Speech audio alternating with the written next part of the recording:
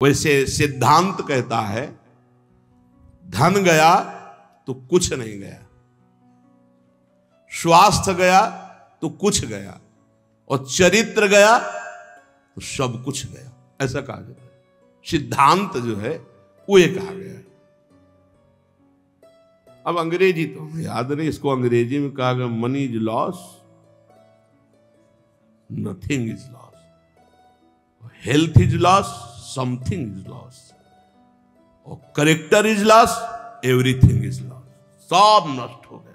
अगर चरित्र चला गया तो सब चला गया। आज क्या है, कौन हृदय नहीं लाग कठिन अति नारी नयन सर। आगे कह रहे, कौन ऐसा हृदय में जिसको नारी के नेत्र रूपी बाण ने घायल न कर दिया हो।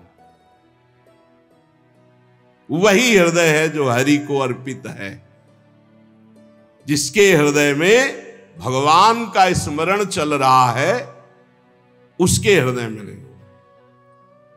अगर देखने योग्य है तो भगवान का भजन करने वाले देखने योग्य है, और कुछ देखने योग्य नहीं संसार में, कुछ देखने योग्य नहीं।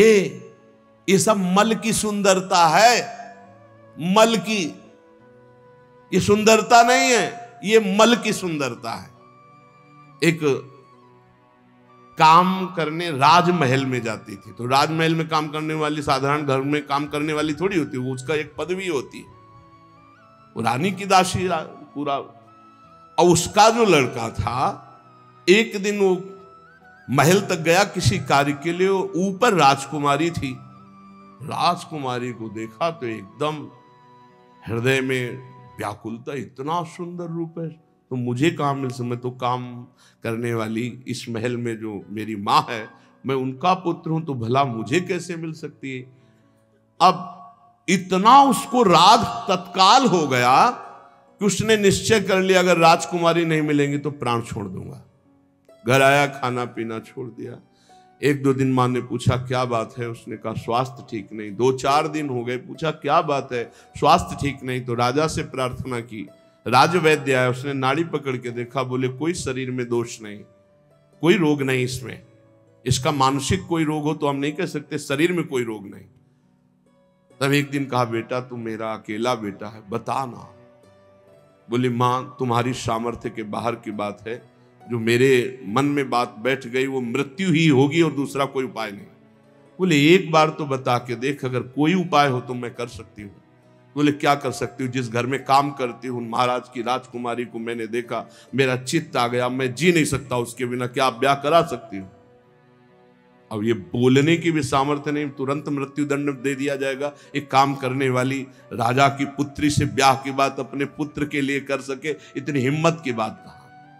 सीधे राजकुमारी के पास गए, चरण पकड़ के बैठी, बोली आप बेटी जानती हो जीवन हो गया तुम्हारे घर में पोछा लगाते, मैं कुछ मांग नहीं रही हूं, तुमसे उपाय पूछ रही हूं। तुम्हारी सुंदरता को देखकर हमारे पुत्र के हृदय में ऐसी बात आ गई, ये मैं जानती हूं कभी संभव नहीं हो सकता, तुम्हारे योग्य भी नहीं हो, मैं चाहूंगी भी नहीं कि ऐसा तुम करो। कहां तुम राजकुमारी, कहां मैं काम करने वाली तुम्हारे घर में, कोई उपाय है? उनका बहुत पक्का उपाय है। वो सत्संगी थी। उसने कहा 4 दिन बाद लिवा लाना, हमसे बात करना, 4 दिन का समय दो। और वैद्य से ऐसे जमाल गोटा टाइप लिए जो खूब 10 सोच 4 दिन, और सोने के कलशों, राजकुमारी थी, भरवा दिया। अब 4 दिन सोच बराबर, तो चेहरा पीला, और कहा कोई यहां सेवा नहीं करेगा, दुर्गंध, मक्खियां सब वैसे। अब वो चेहरे की कांति जो चमक रही थी,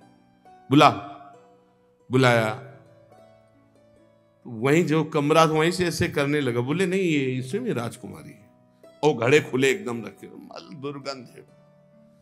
उसने कहा कैसे में राजकुमारी रहती है।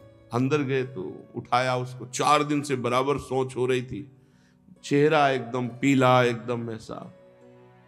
तो उनका वो राजकुमारी कौन है जिनको छत में देखा? बोले हम ही को देखा। बोले वो सुंदरता कहाँ है? बोले घड़े में भरी है, ये घड़े में वही सुंदरता भरी। अच्छी हमें ब्याह नहीं करना। कहा तुम्हारा लड़का बच गया। हृदय में ये जो सांसारिक आकर्षण है वो आप ये समझ लो मल का आकर्षण है। निर्मल आकर्षण तो भगवान के भजन का या श्री भगवान का आकर्षण होता है। निर्मलता, ये मलिन है, ये मल है। अगर आपको भजन मार्ग में चलना है तो इसीलिए है कि सहसा किसी के मुख की तरफ मत देखो, नीचे देखो। भगवान की मुस्कुराहट से ही माया का प्रादुर्भाव हुआ है। इंद्रियां बहुत बलवान, बलवान इंद्रिय गमो विद्वानम अपि कर्षति। भगवान व्यास देव जी ने इस श्लोक के ऊपर अर्धाले में लिखा कि अकेले में माता के पास, बहन के पास, बेटी के पास भी एकांत में बहुत देर नहीं रहना चाहिए। तो जैमिनी जी खड़े हो गए, उन्होंने कहा प्रभु ये बात तो समझ में नहीं आई कि विद्वान है, शास्त्र ज्ञानी है, फिर भी वो अपनी माता बहन के पास बहुत देर एकांत न रहने तो बलवान इंद्रिय ग्रमो विद्वान अपि कर्ष, विद्वान को कैसे खींच सकती है। अब जैमिनी जी बहुत बड़े विद्वान हैं वेद के, और शिष्य तो शिष्य ही भगवान श्री कृष्ण द्वैपायन के। व्यास देव जी ने कहा कुछ दिन के लिए हमें बद्री नारायण जाना है, आप इस आश्रम को संभालिए, आप श्रेष्ठ हैं, और फिर आकर मैं उत्तर दूंगा। वो समझ ही नहीं पाए। शाम के गंगा स्नान करके सब संध्या वंदन करके लौट रहे थे, हल्की सी बदरिया छाई, रिमझिम पानी होने लगा, और नौ किशोर अवस्था और पैरों में नूपुर बंधे हुए छम छम करते हुए सामने आ गए। चरणों को देखा, इतने सुंदर श्याम वर्ण चरण। श्री कृष्ण द्वैपायन भगवान व्यास देव जी भी श्याम वर्ण के ही है। आवाज, मेरी रक्षा करो, मैं जंगल में अकेली फंस गई हूं, अगर आज रात्रि आपके यहां रुक गई तो सुबह में अपने नियत स्थान को पहुंच जाऊंगी, नहीं तो आप समझते हैं स्त्री शरीर है, कोई बाधा हो सकती है। नहीं नहीं, गुरु जी है नहीं, और सब ब्रह्मचारियों का आश्रम है, यहां स्त्री का प्रवेश नहीं। अरे इस समय मैं शरणागत हूं, शरणागत के लिए स्त्री पुरुष या पशु पक्षी नहीं देखा जाता, जो शरण में आ जाए उसकी रक्षा की जाती। अब भगवान व्यासदेव जी से बढ़कर ज्ञानी कौन होगा। उनका हाँ ये बात तो है, शरणागत की रक्षा तो हम एक कुटिया दे सकते हैं, और रात्रि में तुम्हें कुटिया नहीं खोलनी। मेरा नाम जैमिनी है, मैं भी आदेश करूं तो भी नहीं, यहां का मैं प्रभारी हूं। यहाँ की मुझे पूरी सुरक्षा दी गई है कि हर ब्रह्मचारी की सुरक्षा करते हुए मेरे गुरुदेव भगवान श्री कृष्ण द्वैपायन व्यास देव जी का आदेश है, इसलिए मैं भी आकर रात्रि में कहूं तो तुम कुटिया मत खोलना। वो जैसी आज्ञा महाराज, बस हमें तो शरण मिल जाए रात्रि भर की, और छम छमा के आगे। चरणों को ही देखा था। कौन सी कुटिया है महाराज जी। अब उस कुटिया में जब अंदर से बंद कर ली तब आप आए, और संध्या वंदन के बाद जब गुरु जी का ध्यान करके भगवत ध्यान में लगे तो वही नूपुर, वही छमछमाहट, बार बार आवाज काटना चाहे पर वो आवाज कटे ही ना। बोले बाद में ध्यान करेंगे, पहले पूछते हैं कि तुम आई कहां से हो रात्रि में, अभी तक तो पूछा ही नहीं, नाम क्या है तुम्हारा, और तुम यहां फंस कैसे गई जंगल में। अब जो है वो दूसरी बात हो गई। गए और उनका कि दरवाजा खोलिए, उनका नहीं दरवाजा नहीं खुलेगा, जैमिनी ऋषि का आदेश है। बोले मैं जैमिनी ही बोल रहा हूं। बोले नहीं नहीं, उन्होंने कहा था मैं भी कहूं तो मत खोलना। तो अब वहां कोई लिंटर तो पड़ा नहीं था, बहुत बहुत फूस की झोपड़ियां, खपरेला होते थे, मिट्टी की दीवार, बांस की फंटी, उसके ऊपर खपरेला, खपरेला हटाया, बांस की फंटी हटाई, नीचे कूद। जो रूप देखा तो ऐसा श्यामता, कोटि कोटि कंदर्प को भी मर्दन करने वाला वो रूप, नौ किशोर अवस्था, विशाल नेत्र, कपोल चमक रहे नील कमल के समान। ऐसे लंबी सांस ली, हक से हो गया वैसा रूप। भगवान है श्री कृष्ण द्वैपायन, भगवान के अवतार है। कैसे आगमन, ढेर हो गए महाराज, कैसे आगमन हुआ। ढेर का मतलब सब इंद्रियां, मन, बुद्धि सब आसक्त हो गई उसी में। हम बहुत ज्यादा तो प्रश्न नहीं करेंगे, बस एक ही प्रश्न करेंगे। अब सब भूल गए। क्या तुम मुझे वरण कर सकती हो। आप जैसा ऋषि बोले तो प्राण अर्पित है महाराज। पर हमारे पूर्वजों में एक प्रथा चली आ रही कि आप जहां स्नान करने जाते हैं ना, वहां एक कालिका का मंदिर है। तो जो दूल्हा बनता है पूरा मुंह काला करके दुल्हन को पीठ में बैठाल के मंदिर तक ले जाता। तो यहाँ आसपास तो मंदिर है नहीं, वही कालिका जी का मंदिर है। आप अगर रात्रि में मुझे अपना मुंह काला करके और वहां तक बैठाल के पीठ में ले जाएं, पक्का ब्याह। तो सोचा रात्रि का समय, सब ब्रह्मचारी, कोई ध्यानस्थ है, कोई भजन परायण, कोई शयन में है, मुंह काला करने में क्या लगता है। कोयला लिया, अपना मुंह काला किया, बोलो बैठो जल्दी पीटी में, रफ्तार से घुटनों के बल। काफी समय तो लगा है, बीच बीच में 2-4 चपत जम, तो उन्होंने सोचा चपत जमा ले, कोई बात नहीं। मंदिर के पास गए, खींच के 2-3 थप्पड़ मारे। ये कौन सी परीक्षा है। और जब देखा तो दाढ़ी, और अरे गुरुदेव, बोले बलवान इंद्री ग्रामो विद्वान व पिकर से, बोले हाँ गुरुदेव, विद्वान व पिकर सती, विद्वान को भी खींच सकती है। नारी नयन सर जाहि न लागा। कौन ऐसा है, कौन ऐसा है जो भगवान मानता है, वो ऐसा है। ये भगवान है, बस इतना। जैसे भगवान ने मोहिनी रूप धारण किया, देवता और असुर जब समुद्र मंथन किए, तो जब समुद्र मंथन से अमृत आखिरी में निकला तो असुर लेके भाग गए। तो देवताओं के ओठ सूख गए कि प्रभु इनके हाथ से अब हमें मिलने वाला। बोले नहीं, बिना झगड़े के, बिना परिश्रम के अपने आप अमृत दे देंगे। बोले प्रभु ऐसे कैसे दे सकते हैं, आप सारंग धनुष धारण करें तो भी भय से नहीं देंगे, ऐसे ऐसे हिम्मती देते हैं, सारंग से नहीं देंगे। नहीं, ये हमारे नेत्र बाण से बिंध कर अपने आप अमृत कलश देंगे।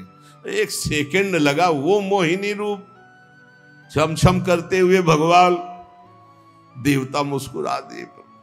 किसी को भी देवता को मोहित नहीं किए मोहिनी भगवान। क्यों? क्योंकि उनको पता है हरि है, ये हरि है।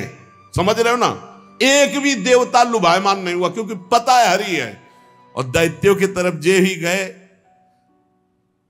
इतनी सुंदर तो आज तक देखा ही नहीं था किसी को, कोई है ही नहीं सुंदर। ब्रह्मा ऐसे बना ही नहीं सकते, ब्रह्मा नहीं बना, एक से एक सुंदर है ब्रह्मा की बनाई हुई।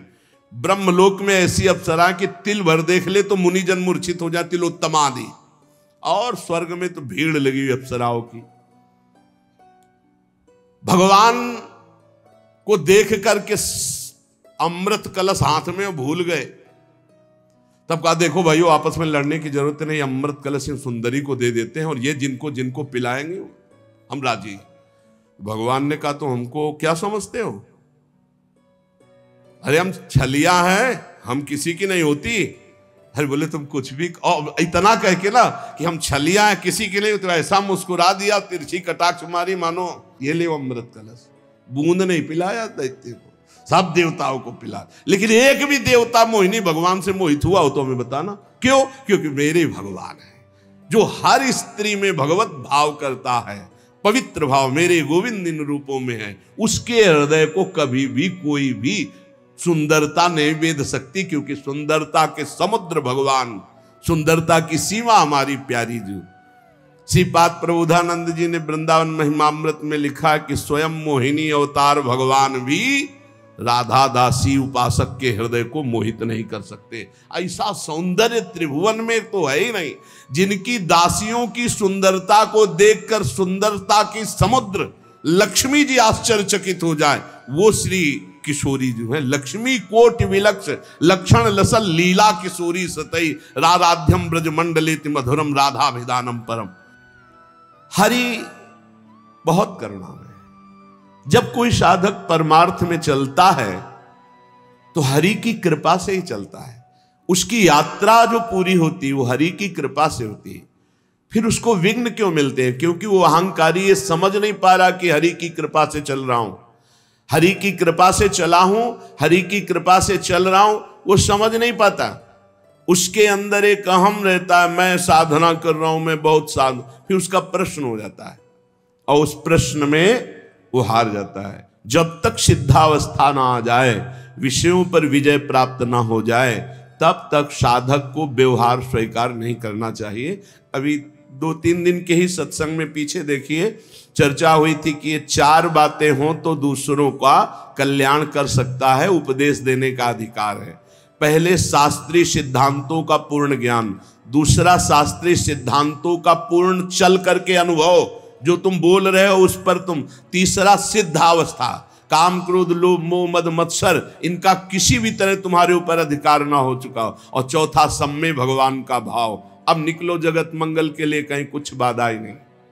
जब बहुत प्रियता जन समुदाय से स्वीकार कर ली जाती तो उनमें कुछ खास जन हो जाते हैं। और विवेकी वही है कि पूरा जीवन निकल जाए, ना कोई खास ना खवास, सब खास कोई खास नहीं। हमारी केवल एक वृत्ति भगवदाकार, हमारे प्रभु, दूसरा कोई, ये पर्सनल है, वहीं से पतन शुरू हो जाता है। श्री ठाकुर जी के सिवा, लाडली जी के सिवा हमारा कोई नहीं, मेरे तो गिरधर गोपाल दूसरो न कोई। और पूरे संसार से व्यवहार करे, कहीं नहीं फंसेगा। और जहां दूसरो कोई, मेरा खास वही मार देगा, वही गिरा देगा। पूरे जीवन का संतों का अनुभव होता है। पूज्यपाद श्री उड़िया बाबा जी महाराज के वचन, बृहस्पति के समान ज्ञानी और धर्मात्मा और उच्च पद में विराजमान हो तो भी विरक्त को एक जगह से कई दिन भोजन नहीं लेना चाहिए। बृहस्पति के समान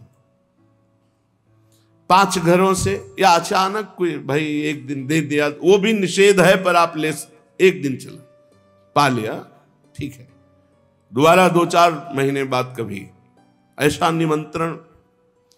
सिद्ध पुरुष पर कोई अंकुश नहीं है, ये साधक की बात है। क्योंकि पूज्य स्वामी श्री ओंकारानंद सरस्वती जी महाराज जब वयोवृद्ध हो गए तो एक गृहस्थ अपने घर ले गए, पिता की तरह उनका दुलार आजीवन, जो भी 2-4-6 वर्ष शरीर रहा, जो परिपक्व महाअवस्था को प्राप्त है, वो कोई सेवा करे, कोई कुछ करे, उनमें कोई 95 वर्ष की अवस्था और ब्रह्माकार वृत्ति, तो धन्य है वो गृहस्थ जो उनकी से गंगा किनारे रहते थे, आखिरी में उठा लिया। कह रहे विना स्वात्मा रामेश्वरम हरिम मुग्धस त्रिभुवने, चैलेंज है, त्रिभुवने, त्रिभुवन में कोई ऐसा नहीं जिसको ये माया विघ्न ना डाल दे। एकमात्र भगवान श्री हरि की शरण में, भगवान के चरणारविंद का आश्रय लेकर नाम जप कर, विना स्वात्मा रामेश्वर हरिम मुग्धस त्रिभुवने। युवत्या भावई को वत सुरवरो व मुनिवर, चाहे देव श्रेष्ठ हो या मुनि श्रेष्ठ हो, मुनिवर युवत्या भावई, भगवान की मोहिनी माया जब मोहित करने के ठान ले, तो चाहे सुरवरो देवताओं में श्रेष्ठ हो या मुनिवरो मुनियों में श्रेष्ठ हो, वो मोहित कर लेगी ही। बचाना है तो हरि ही बचा पाएंगे, दूसरा कोई नहीं बचा सकता। स्थितस तस्मात् तस्यास चकित चकितो दूरत रहता। बड़ा आश्चर्य का विषय है कि जब पता है कि ये हमारे मार्ग में विघ्न है, हमें भगवान से विमुख, फिर चकित चकित, आश्चर्य है, आश्चर्य है, आश्चर्य। जानता हुआ भी वो विघ्न को ही अमृत स्वीकार कर रहा है। जाए सो सुभट समर्थ पाइरन रारिना मंडई, जाए सो जति कहाय विषय वासना न छंडई। जाए धनिक बिनु दान, जाए निर्धन बिनु धर्महि, जाए सो पंडित पढ़ि पुराण जो रत न सके सुकर्महि।